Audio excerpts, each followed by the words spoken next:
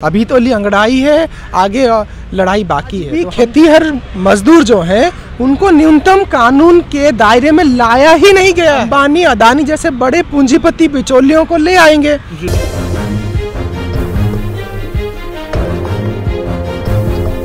संयुक्त किसान मोर्चा का ऐलान होता है, मंच सजाया जाता है, तमाम चीज़ें हमने देखा। 22 नवंबर को लखनऊ में रैली का आगाज़ होता है। वहाँ पर वो फिर से कहते हैं संसद में घेराव करूँगा, संसद में धान बो दूंगा।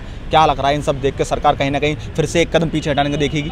देखिए, सरकार को कदम पीछे हटाने होंगे जी। सरकार अगर ये सोचती है कि वो देश की जनता की आवाज़ को दबा के अपनी मनमानी करेगी तो उसकी मनमानी नहीं चलेगी। ये अभी हमने अंगड़ाई ली है और हमारी लड़ाई आगे भी जारी है। अभी तो ली अंगड़ाई है, आगे लड़ाई बाकी है। तो हम जो आगे की लड़ाई है वो लड़ाई कैसी होगी उसको समझने के लिए हमें एक चीज़ समझना होगा कि हम जब कृषि की बात कहते हैं, कृषि क्षेत्र की बात कहते हैं, उसमें अलग अलग हिस्से मौजूद रहे हैं। समाज खेतों में काम करने वाले खाते में काम करने वालों का एक बड़ा हिस्सा, करीब आधे से ज़्यादा हिस्सा खेतीहर मजदूरों का है। और उसके बाद करीबन 30% किसान ऐसे हैं जो सीमांत किसान है। अब सीमांत किसान कौन है? जिसके पास 0.3 हेक्टेयर से कम ज़मीन है।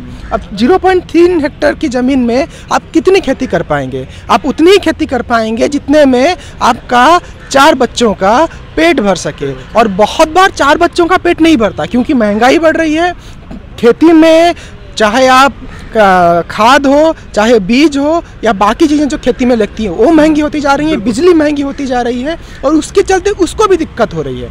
यानी खेती में काम करने वाला एक छोटा हिस्सा है जिसके पास संपत्ति है, जिसके पास ज़मीन का अधिकार है। और वो ज़मीन का अधिकार आज नहीं है, उस ज़मीन का अधिकार एक्चुअली काफ़ी समय से रहा है। क्योंकि जब आप गांव में देखेंगे, गांव में ज़मींदारों के पास बहुत लंबे समय से ज़मीनें रही हुई हैं। और जब वहाँ भी आज़ादी से पहले किसान उनके पास काम कर रहे थे और आज भी लोग काम कर रहे हैं उनके अंडर में।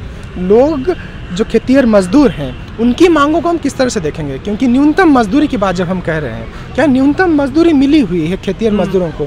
उनको एक्चुअली न्यूनतम मजदूरी के कानून में भी शामिल मिला तो बहुत कुछ था, वादे तो बहुत कुछ किए थे। 2014 में जब सरकार बनी थी, आय दुगनी हो जाएगी, तमाम चीज़ें हम लोगों ने देखी, तमाम चीज़ें अभी भी हम देख रहे हैं। लगातार उनके मंत्री ये बयानबाजी कर रहे हैं कि समय मिलता तो बहुत कुछ कर जाता, जवानों के लिए बहुत कुछ कर जाता, किसानों के लिए बहुत कुछ कर जाता, युवाओं के लिए खासतौर पर जो नए नए कानून लाए जाते हैं। रोज़ 3 कृषि कानूनों के अलावा भी और भी तमाम जो चीज़ें, जो पॉलिसी नई लाई जाती है, इन पे आरोप और प्रत्यारोप लगातार लगते हैं। आप लोग इस पर इन सबको देख कैसे नहीं? देखिए, आज़ादी को आज 70 साल से ज़्यादा हो गए जी, लेकिन आज भी खेतीहर मजदूर जो हैं उनको न्यूनतम कानून के दायरे में लाया ही नहीं गया है। बिल्कुल।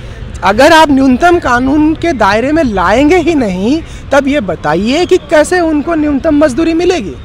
आप कैसे सुनिश्चित करेंगे कि उनको न्यूनतम मजदूरी मिले? उसके बाद बात आती है छोटे किसानों की। छोटे किसानों की अगर खरीद सरकार खुद सीधे नहीं करेगी तो उनको MSP का फ़ायदा कैसे मिलेगा? सरकार जब कानून लेकर आई थी तो सरकार ने यही कहा था कि हम बिचौलियों को हटाएंगे।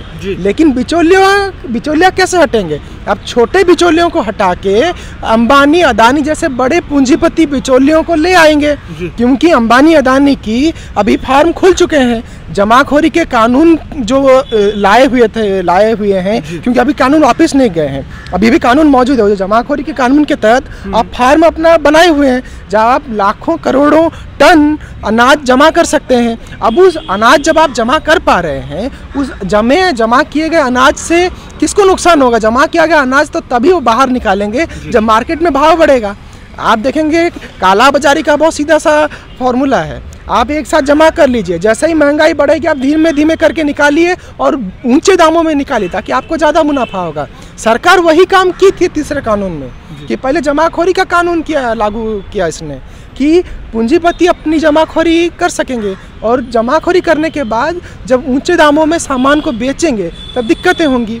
और उसके लिए क्या है, उसके लिए उन्होंने डायरेक्ट कॉन्ट्रैक्ट का किया था कि आप सिर्फ हमसे सीधे कॉन्ट्रैक्ट करेंगे, हमारे अलावा और किसी को बेच नहीं पाएंगे। और उसके साथ साथ है कि आप कोई कहेगा कि ये तो ऑप्शनल था, हम चाहेंगे तो हम सरकारी मंडी में बेचेंगे। तो सरकारी मंडियों को कमज़ोर करने के लिए उन्होंने प्राइवेट मंडियों का प्रावधान किया है। अब प्राइवेट मंडियों से कोई कहेगा कि सरकारी मंडी कैसे कमज़ोर होगी? सरकारी मंडियाँ वैसे ही कमज़ोर होंगी जैसे प्राइवेट स्कूल के बगल में सरकारी स्कूल होता है। प्राइवेट स्कूल में टीचर होते हैं, पढ़ाई होती है क्योंकि वहाँ पैसा होता है। सरकारी स्कूल मुफ्त होते हैं, वहाँ पढ़ाई नहीं होती। प्राइवेट अस्पतालों में आपको पैसा खर्चा करके इलाज करवाना पड़ेगा और वो तभी चल पाएंगे जब सरकारी अस्पतालों की स्थिति खराब होगी, यानी प्राइवेट मंडियाँ तभी चल पाएंगे। लोगों से और युवाओं से खासतौर पर समझने का प्रयास किया, उनकी राय लेने का प्रयास किया। किसान आंदोलन देखा हमने, चारों तरफ से एनआरसी देखा, उसके पहले हम लोगों ने लगातार युवाओं के भी अपने अपने हक अधिकारों के लिए युवाओं सड़कों पर आने का काम करा। खासतौर पर जो छात्र हैं, जो इस देश का भविष्य है, उसको कहीं ना कहीं वंचित रखने का काम कर रही है सरकार। क्या लग रहा है इन सब चीज़ों को, मुद्दों को कहीं ना कहीं अब जब सदन शुरू होने वाला 29 नवंबर से, क्या लगता है इन चीज़ों पे कितना असर पड़ेगा? देखिए, ये सरकार क्या जनता के हितैषी सरकार है? नहीं है। सरकार 29 तारीख से जो सदन बैठेगी उसमें बस किस तरह से कन्नी काट के निकल सकें उसकी कोशिश करेगी, लेकिन हमें सरकार को कन्नी काट के निकलने से रोकना पड़ेगा। जब तक छात्रों में भी वंचित हिस्सा, मजदूरों का हिस्सा, जो समाज का वंचित हिस्सा है, जो जातीय तौर पे वंचित हिस्सा है, खेती में जो वंचित हिस्सा है, हर क्षेत्र में जो सबसे नीचे दबा हुआ हिस्सा है, उसके संघर्ष को हमें तेज करना पड़ेगा और उन छोटे छोटे टुकड़ों के संघर्ष को साथ जोड़ना पड़ेगा।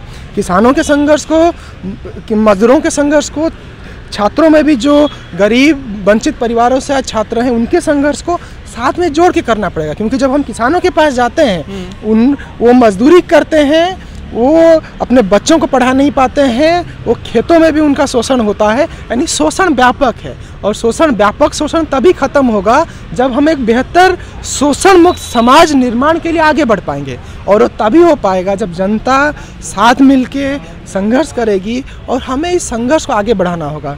किसान आंदोलन को लेके जो फैसला आया है, ये हमारे संघर्ष की एक जीत है, ये हमारे संघर्ष का एक पड़ाव है। हमने एक पड़ाव हासिल किया है और इस मंच को इस्तेमाल करके हम जो बाकी व्यापक संघर्ष हैं उस संघर्ष को भी जीतेंगे। और हम अपनी लड़ाई को तब तक जारी रखेंगे जब तक एक ऐसा समाज नहीं बनता जिसमें सभी को समान हक और जीवन की सुविधाएं मिले। तो अगर आपको पसंद आया हो तो इसे लाइक करें, कमेंट करें, शेयर करें और हाँ, हमारे चैनल को सब्सक्राइब करना ना भूलें ताकि देश विदेश से जुड़ी खबरें आप मिस ना करें। क्योंकि कोरोना काल में 2 गज दूरी, मास्क है जरूरी। नमस्कार।